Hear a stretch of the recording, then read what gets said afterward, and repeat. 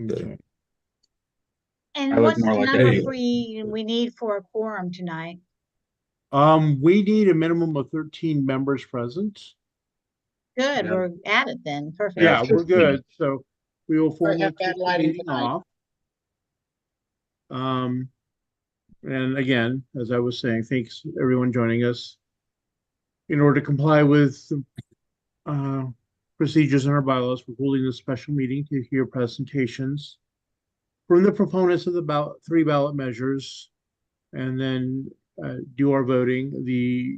We sent the questionnaire to the available email address of the opponent who signed the opposition to all three ballot measures and did not hear from them. So we're hearing from our proponents only. Uh, as I was saying, I believe we heard from Measure B only, sent in a questionnaire, not Measure A, but they're so closely aligned that I think with the body's permission, will allow Steve to just give us the pitch on both at the Yeah. same time, and then you can vote on it or not as you wish. Um, just a reminder again, uh, as we said in the emails, you or your whoever's voting, whether the member or the alternate, must be present at some point during the meeting for their vote to be counted. I will hold the meeting over until 8 o'clock, even if all business is conducted. And a majority of votes are required to take a position. Uh, but we do have the no preference option on the ballot as required. No preferences, in effect, indicating that you wish the Central Committee to remain neutral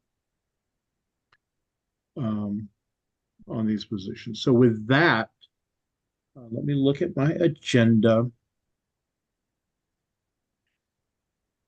And unless there are any questions from anyone, um, we are jumping into the presentation for measure A. And in order to comply, Tom, could you put the superintendent into the waiting room for the next few minutes while we hear from the first two? It doesn't really matter, but we should follow protocol. Yeah, is that Damon? Yes. Yes.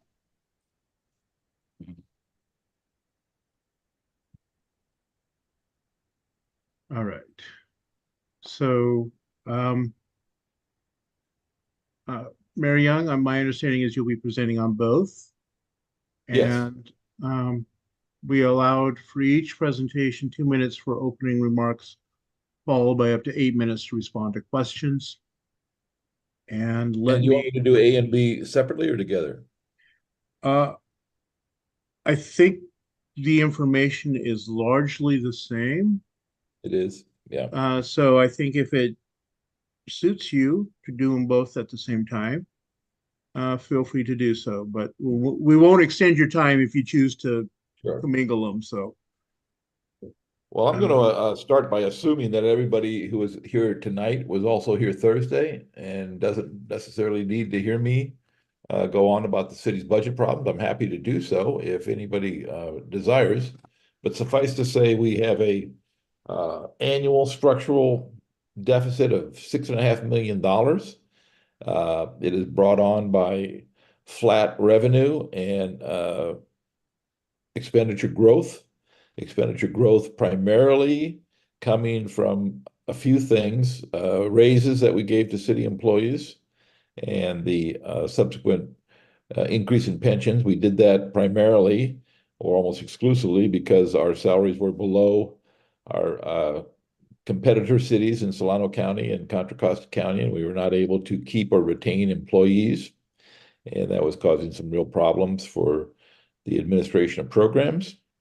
Um, there was some big unexpected expenditures like on the marina and some other things where we had to front a lot of money to uh, deal with some issues, maintenance, primarily maintenance issues, but also some legal issues. But the bottom line is we have not been and don't anticipate any significant revenue growth in the years ahead. partly because the city has a policy against retail, big box retail development, which has limited the amount of sales tax we can get. And we don't, because it's a beautiful town and people want to live here. Once they get here, they don't want to leave.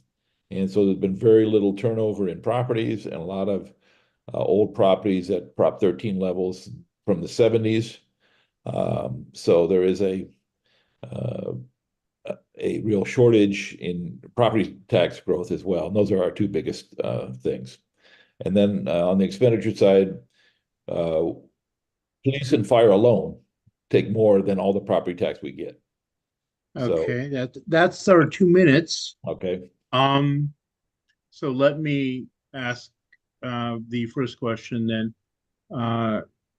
To what else on your expenditures is exceeding your budget so that you can finish the thought that you were starting with? Oh, um, well, housing, making some the necessary things to get the housing element approved, doing some rezoning. We had a pedestrian bridge that was knocked down by Public Services. We had to buy a replacement bridge. We're still negotiating with Republic, expecting them to cover all of our costs, but that hasn't happened yet. So those are some of the big ticket items. And as far as these two measures, the first is a TOT tax that would increase the hotel tax from 9% to 13%, which is still right in line with other Solano County and Contra Costa County cities. And then, of course, the big one is the Measure B, which is a 3/4 cent sales tax increase, which would generate somewhere in the neighborhood of $5 million a year and go a long way towards bridging that $6.5 million gap. Okay. And again, I'll remind people to put your questions in the chat. Let me ask you a follow-up. What is your plan B? If the taxes are not Fulfills? passed, what will the city do? Well, then it gets pretty gruesome choices. The council will be required to come up with $6.5 million in cuts. And when you back out some of the things you can't cut, like planning, planning department, planning, issuing permits, finance, running payroll, paying bills, pension payments, utility payments, cars and trucks and gasoline, all that kind of stuff is not really, you can't really slash it. So what you end up doing is slashing bodies, cutting people. And we could be cutting as many as 50 jobs of 220 that we have. Of the 220 employees we have, 50 of them work in utilities, water and wastewater, so they are not affected by this stuff. They have their own source of funds through rates. Police and fire make up another 50 or 60 employees. And then what's left is, city manager's office, planning department, finance, HR, IT. But collectively, there probably are not 30 or 40 people altogether in those departments. So if the plan is to not cut public safety on any level, which is very well may be the case that's what the community wants, then we're going to be faced with closing pools, or closing the pool, closing some parks, cutting back hours at the library, stopping all support for arts and culture and nonprofit grantees. We've already tried to move off of the Christmas tree lighting and the 4th of July parade. We want to have them, but to have the city carry the bill is a little excessive. So there's all kinds of things that people have come to expect that are gonna go away, and people will, unfortunately, I'm not sure how many people are up to speed as to what the real consequence of a no vote is. And so it'll be a very ugly year ahead for the council if this does not pass. And to clarify, this is would the money just go to the general fund? This Measure B would, yes. And it has a 12-year sunset.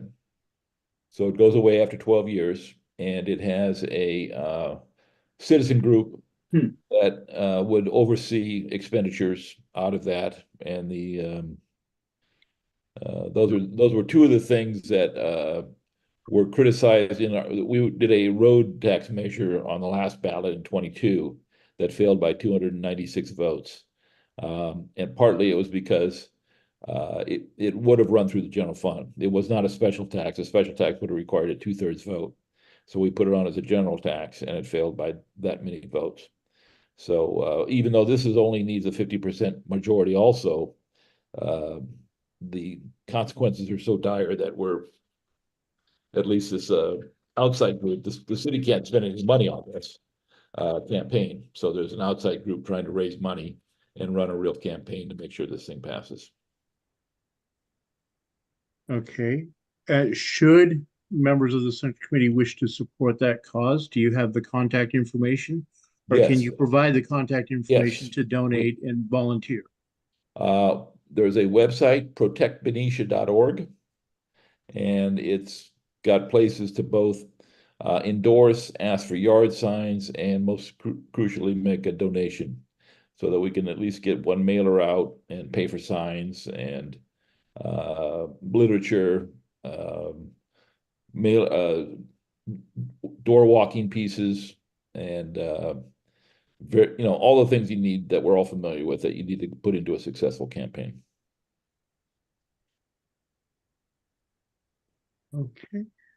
And noting some of the comments in the chat, I just want to clarify that in Benicia, the city runs the library, not the county, correct? Correct. Okay. All right. Does anyone have any other questions for the mayor on either measures A or B? Not seeing any popping up in chat. So with that, thank you very much. All right. Thank you, Don, and everybody else. We ask for your support. If we get it tonight, then we'll put it onto the campaign website tomorrow and try to make best use of that. Okay. Great. And if the Central Committee was able to make a small donation, that would certainly be appreciated. Right. All right. And moving to our next presenter, and the superintendent, Damon Wright. He is in the room. Okay, if we could spotlight him. Hello, how you doing, sir? Great. All right. Just to remind you and our members for our procedures, you will have 2 minutes for an opening statement, and then we'll have up to 8 minutes for questions and answers from the membership. So I will, and you should be able to see the timer in the corner of your screen once I get it started. And we'll start the timer once you begin talking. Okay, perfect. Thank you for having me here, and thanks for your consideration. My name is Damon Wright, and I'm the superintendent of Benicia Unified School District, but I'm here on behalf of the Measure C committee. I'm here once again reaching out to our educational partners for support for facilities bond on a March 2024 ballot. It would be a $122.5 million bond designed to provide the districts with facility upgrades. We're in desperate need of. Our schools are pretty old, 50 on average, about 55 years old. We would use the bond funds to repair our leaky roofs. Our community is really proud of our career technical education programs. It'll give us ability to do some vertical articulation, elementary, middle school, and high school to better prepare our students for the work industry after high school. Heating and ventilation systems are over 30 years old. We have TK program coming into our schools, and we have to make sure that we have facilities to address the needs of our young learners. I know that your committee endorsed our bond back in 2015. We very much appreciate it. And once again, we're going out to our supportive community for some additional support. The thing that makes this bond special is that it will not increase the current tax rate. As of right now, our citizens would be paying on average more than $30 less than they're currently paying now. So our hope is that it's a win-win for the community and for the schools, and that we can invest in our children and their future. So thank you for your time. I do want to add, we do have some notable endorsers now. Bill Dodd has endorsed our bond. Also, John Garamendi, Steve Young, our mayor, Monica Brown, our county supervisor, some notable names. And again, your organization would be key as well. Thank you. Perfect timing. All right, let me queue up our timer for the 8 minutes for questions. And let me start with the first question. You mentioned that your schools, some of your buildings are over 50 years old. How many of them are close to being unusable by students? And while you're answering that, I'll just remind people, put your questions in the chat so that they can be asked by the moderator. I don't know that we have buildings that are unusable by students. We've been fortunate to have a supportive community that's passed facility measures in the past, the last one being 2015, and we've done some outstanding work. Our maintenance and operation department, they're doing the best they can to hold our facilities together. But there are some components of our schools that definitely need repair. As I mentioned, the air conditioning systems are more than 30 years old.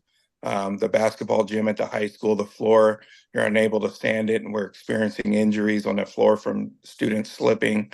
Restroom facilities need to be upgraded. So I think if you look at each and every school site, there's just special projects that need to be done at each particular school site. And we have a facilities master plan that highlights some of those projects that we're looking forward to.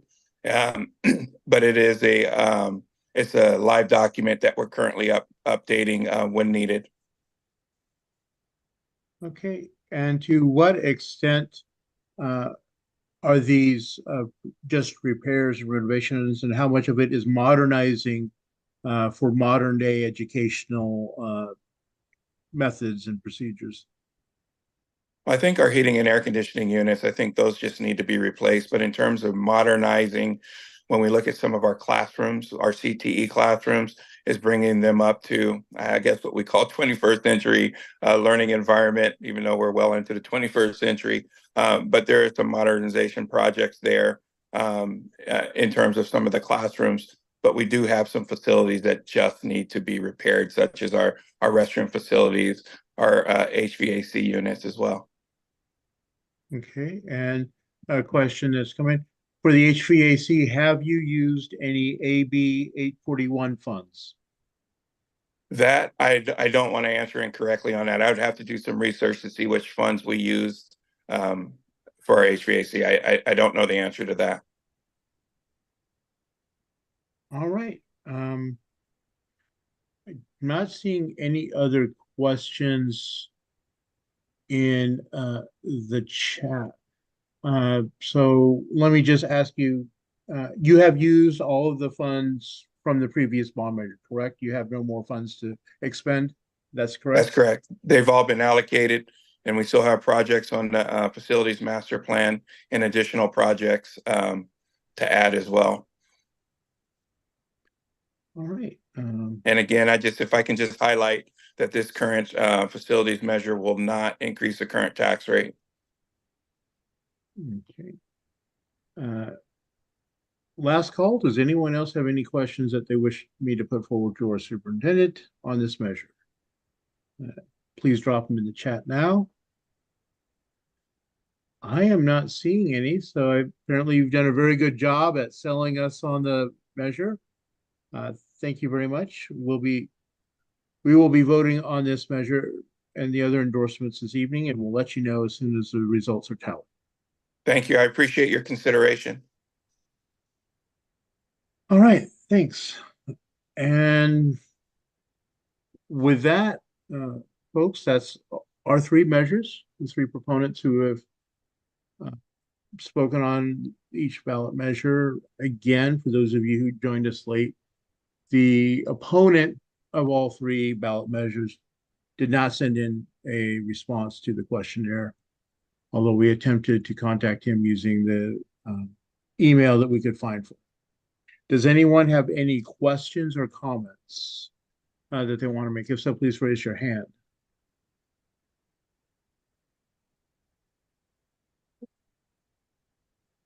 And I'm not seeing any hands. So with that, I just remind you folks to the ballot went out shortly before 7 in email. It looks like the link is also in chat. Yeah. And the password is in chat as well. I believe that it is case sensitive, and you cannot simply cut and paste because Zoom doesn't not let you do that. So I would encourage you to grab a piece of paper or open up a notepad or whatever and copy it down so that you can enter it in the password so that you can in fact vote. You can also do a screenshot if you want. Most of you Oh. could Windows snippet or some other type of thing Yeah. from Mac. So any of those wonderful tech methods Yeah. of capturing it to enter it in. Could make an easier one, huh? We want to make sure that people are here. So if we make it easy, then You know, we're not as complicated as the state party, but we try. Lynette, your hand's up. Yes. Okay. So I saw the what am I trying to say? The ballot, but you say that we have to have a password to it. Yes, just as we've done for the last couple of cycles, there is a password that's dropped into the chat for you to enter to validate the ballot as part of your entry. So it's it's in the Okay. chat. So I'm going to the chat, and so this is the what's in the chat is the password or the code to go with my ballot. the same Okay. thing. Yeah, What you need to type in. There's All right. Thank you. I was a little confused. Thank you. Well, thank you. We appreciate you giving us the opportunity to clarify that. All right.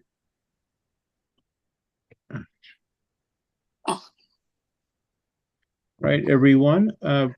Again, the meeting will be held open until 8 o'clock. Voting will be open until 8:30. So I encourage you to get your ballots cast. And I want to also take this opportunity to thank again Brunel and Jeanette and Julia, who's not with us this evening, and everyone else who helped organize the awards dinner Saturday night. You did an amazing job. It was very successful. So thank you to all. I know that our treasurer is in the process of tallying it up, and she'll have a report ready at our next regular meeting. But I understand that we did very well. So thanks again for everyone who supported the awards dinner and showing up, and congratulations yet again to all of our honorees. So that is all the business that we have on the agenda. So unless anyone has anything for the good of the order, you're free to go. Don, you'll let me know what the results are? Yeah, we will be putting that out as soon as the balloting is closed and we have a chance to tally and verify the results. So right. Email should be going out this evening. Okay, thank you. All right, thanks everyone. So Don, I'm just going to share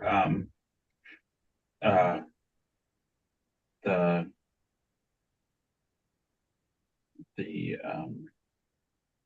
title. Okay. There. Do you see that?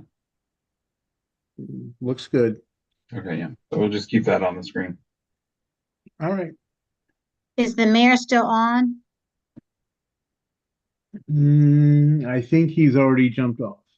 So because apparently it sounds like then if it passes tonight, then he will still be able to get it on the door hangers or whatever he wanted. Fingers that's- crossed. Yeah, I think so. It sounds like they're in the process. Well, I'm glad we were able to arrange this. So thank you, Don, for setting it up tonight, and Tom and everyone else who got the video going with it. Yeah. Okay. Right. Have a good evening, everyone. Mhm.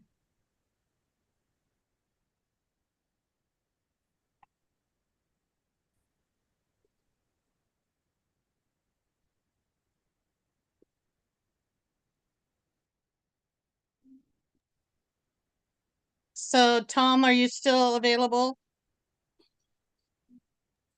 Hey, yes. Okay, so is there a way that you can check to it, okay, let me phrase it better. I've sent the ballot, but I just want to make sure you received it. You should get a thank you email and also a copy of your ballot in email. Thank you, I muted before I could say thank you. I'll look again. Okay, I'll take a look too.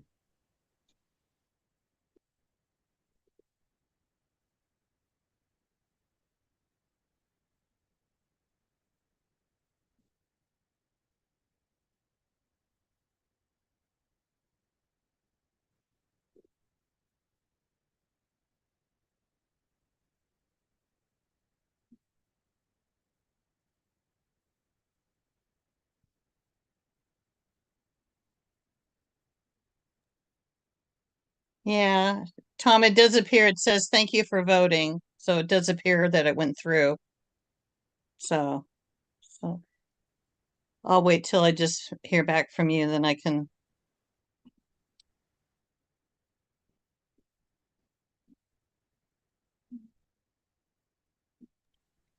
I'll just wait for you just to make sure that what I receive and what you receive matches. It's way too important. Every vote on this one really counts. Yeah, I see that you have voted. Okay, thank you. Mhm. And I'll get in touch with you tomorrow because I understand there's a Amazon account that you're familiar with. John Fox mentioned it to me Okay. for helping folks. You know what I'm talking about. Yeah, sure thing. Okay, I'll get in touch with you tomorrow. All right, thank you. Thank everybody for putting this on, and